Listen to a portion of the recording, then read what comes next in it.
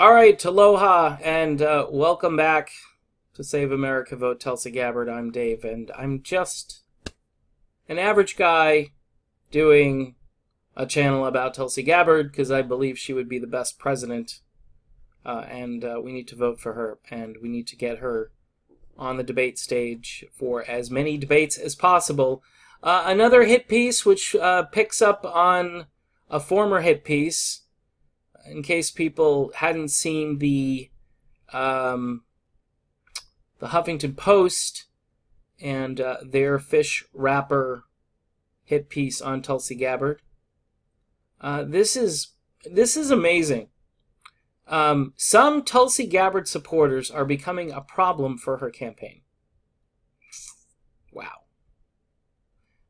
U.S. Representative and presidential hopeful Tulsi Gabbard's most successful internet fundraiser, political vlogger Nico House, has clapped back at the Huffington Post over a story labeling him a conspiracy theorist who believes the Las Vegas mass shooting was a setup, that Bill Cosby was framed, and that Pizzagate was a thing.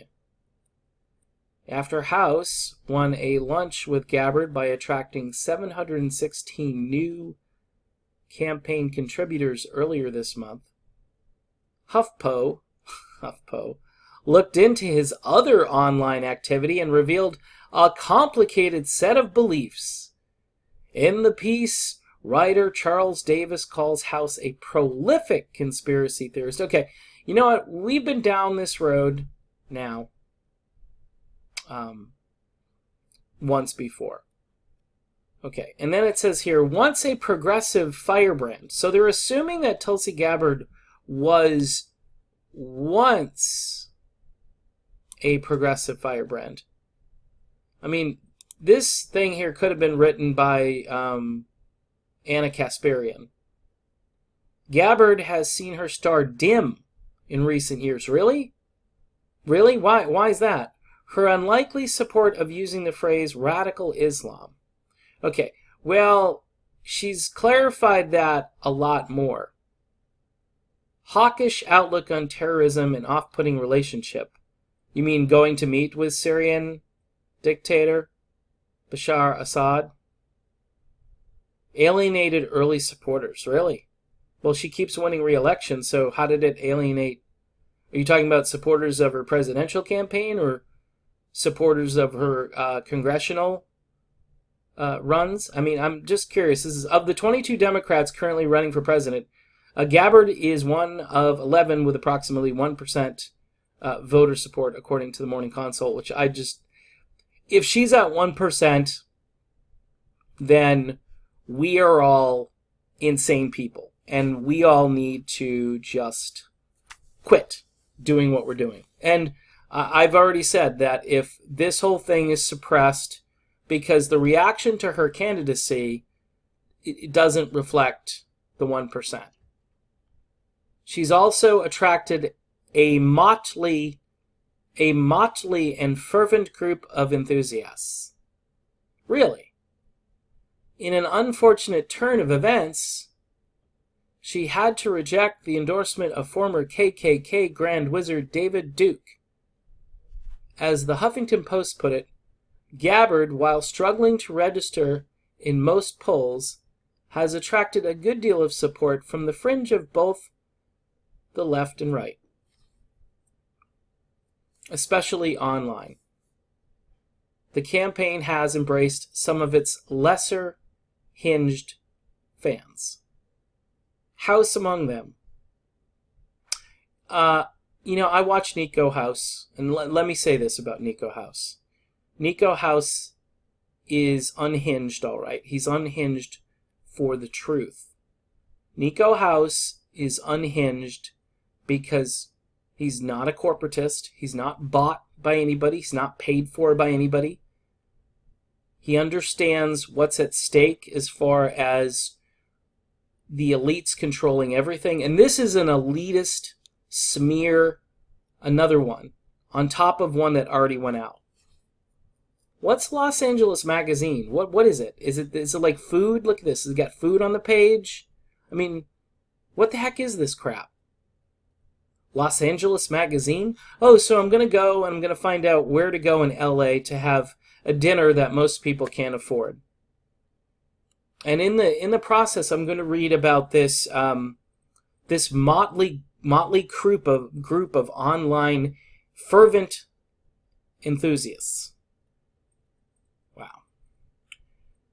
Having reviewed the dizzying array of videos linked in the article, it might be more fair to call House a conflatist than a conspiracy theorist, while he makes a reasonable, albeit rambling, case that Hillary Clinton and the DNC stole North Carolina from Bernie Sanders.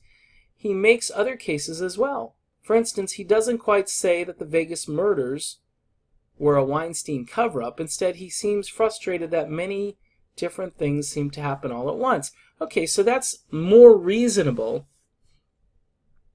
Look it out. In one video, like they're going video by video analyzing Nico House. Is it that these people in these dying print media outlets, they're all dying because everyone's getting their information online? And yeah, this is obviously an online article and publication. But this is establishment hooey right here. This is just a pile of nonsense. In one video, House wonders why a security guard who witnessed the shootings appeared on Ellen DeGeneres' talk show, as did anyone who was following the case, but then he points out that many news outlets are happening at the same time. Okay, so we're going on and on about Nico House. Okay? You know what? I would say I can't control who is supporting and who is not. And I have no problem with Nico. I backed Nico up big time in a video, the first video I did on this. And they're going line by line. House comes off far. Nico, you're getting incredible amounts of publicity. Talking about Cosby. He also sees a matrix behind the fact that attorney Lisa Bloom, a staunch Hillary supported, represented both Weinstein and some of Cosby's accusers. Do you think she knew about all the sexual assault, Harvey? I mean, this just goes on and on. And then Pizzagate, okay? Folks, is it plausible, some of this stuff on here? Is it the Clinton campaign happened to be code? I mean, I've heard this mainly from the right. I was into this for a few weeks where I was paying attention to this story. Because there were a couple of guys who were originally on the left who started supporting Trump because of this, because they dug into it. 3 days before House's online fundraising success was announced, Tulsi appeared on the Joe Rogan Experience, a favorite of House's. You know what? Joe Rogan is a favorite of a lot of human beings. Joe Rogan may be the most influential online broadcaster in media right now. So, whoever this dude is who's writing this, Ian Spiegelman, hey Ian, there's a lot of people that like Joe Rogan. So I don't know. It goes on. Addressing her alleged support of al-Assad, Rogan asked, is that one of those things people just say in order to diffuse you? In order to categorize you as a ridiculous person right off the bat, where no one can take anything else you say seriously? It's the usual tactic of trying to smear or vilify me, and that I am advocating for. Oh, and then they go back to House. This is weird. In this little portion here, it sounds almost like they're trying to allow Tulsi to defend herself through Rogan. And there's nothing wrong here with Rogan's question, and there's nothing wrong with Tulsi's response. She gets vilified because she went to meet with a dictator to try to understand where he's coming from and if he did do the things that were alleged. In October of 2017 video on the Vegas massacre, House summed up his problem with the mainstream media. They know we're distracted by things we can't do anything about. And so here's the premise. Some of her supporters are becoming a problem for her campaign. The conclusion here is they know we're distracted by things we can't do anything about. His analysis here, Nico House, in this last sentence here, his analysis here is absolutely 100% spot on. So, in trying to make Tulsi and her supporters look all unhinged lunatics, the ending here you would conclude, somebody chimes in, how disgusting it is for people to smear this amazing woman and her supporters. And amen to that. Folks, we're in a war just to get Tulsi to a place where she can be heard and seen and judged on her policies and her ideas.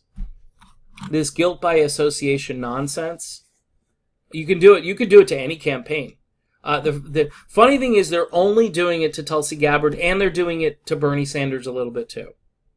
They're only doing it to people who have real independent ideas, who aren't playing the media, who aren't playing the military-industrial complex, who aren't playing all these games that the other candidates are doing. This is a bizarre article. And I don't know why it has come to this now, where people won't pay attention to ideas, but they'll pay attention to things like guilt by association. So what, David Duke? So what? I mean, really? Really? Like, she has control. She's already denounced it. But the fact that he supports, I mean, why would he support?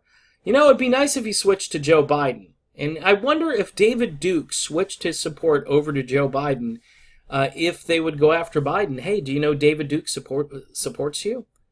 And he would get a backlash of support from the corporate media. He would get a backlash. Say, oh, you can't blame Uncle Joe.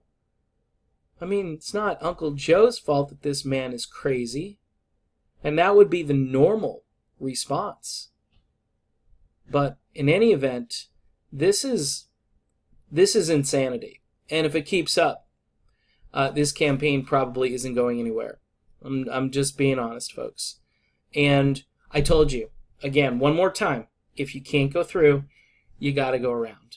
And I mean it. We have to come up. We've got independent media here, and we need a whole new structure. We need independent reporting, we need independent video, and we need independent candidates. Because if Tulsi Gabbard runs as a Democrat, which she is, there really isn't a lot of hope for her to get the nomination. Bernie Sanders, he's got a better chance, but not a lot better chance. And he's got a significantly better chance. But he's still going to be met with, if he gets close, imagine the guilt by association. I've already heard, because of the fact that he's used the word socialism so many times, and he said, I'm a democratic socialist. I'm telling you, people, the word socialist is a poison word. It's a poison word, and it should be economic populist. Okay, everybody with Trump last time, he's a populist. He's a populist. And that works.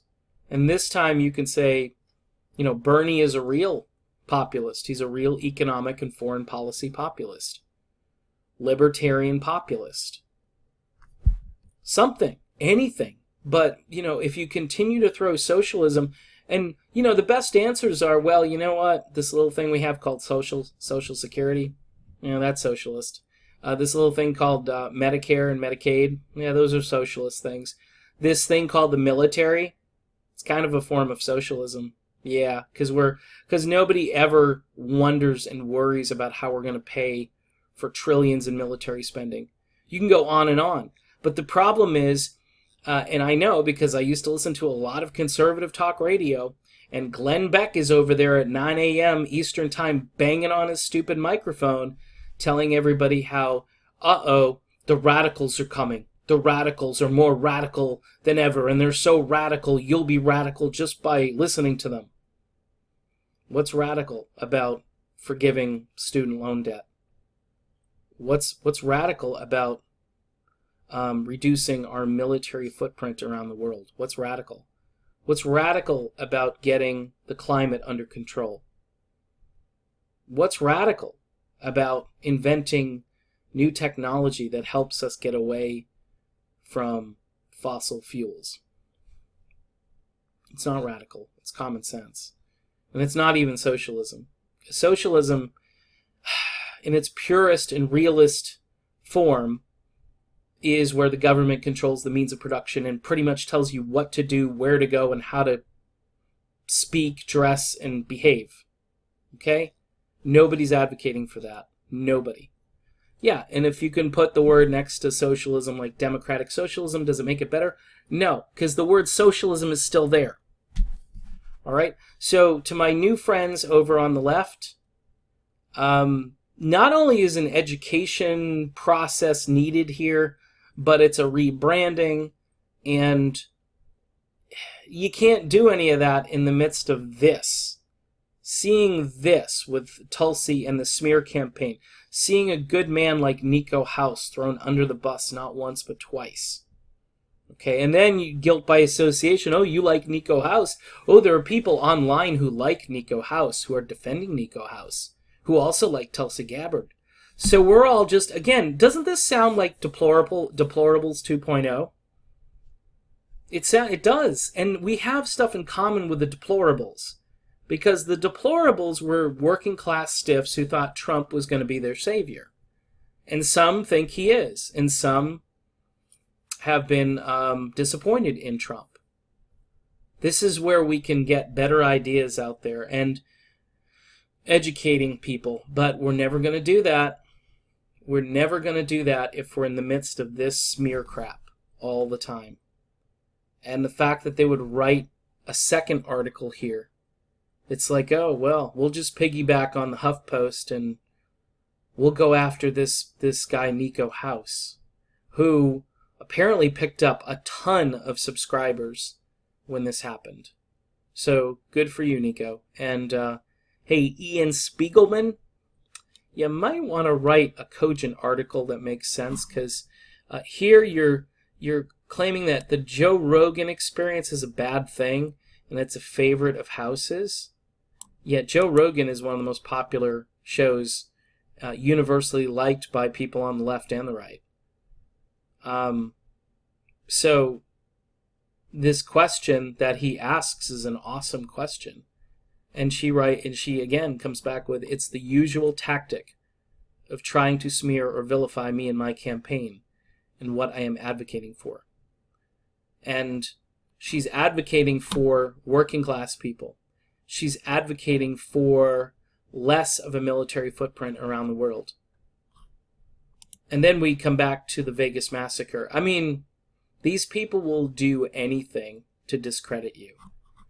So if you're a Tulsi supporter, I think you're a deplorable 2.0.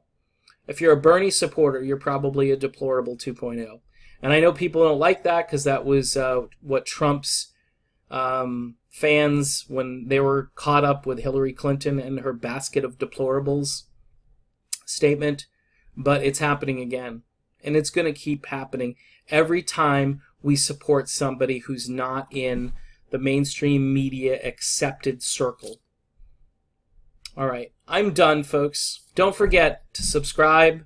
I'm getting demonetized a lot. I've got a link for my Patreon on the page. I've also dropped a link to my PayPal as a post on the page as well. And if you can help me out, $10, $20 one time, or monthly, like $1 or $2, it really will help me out. All right, I'm done. Talk soon.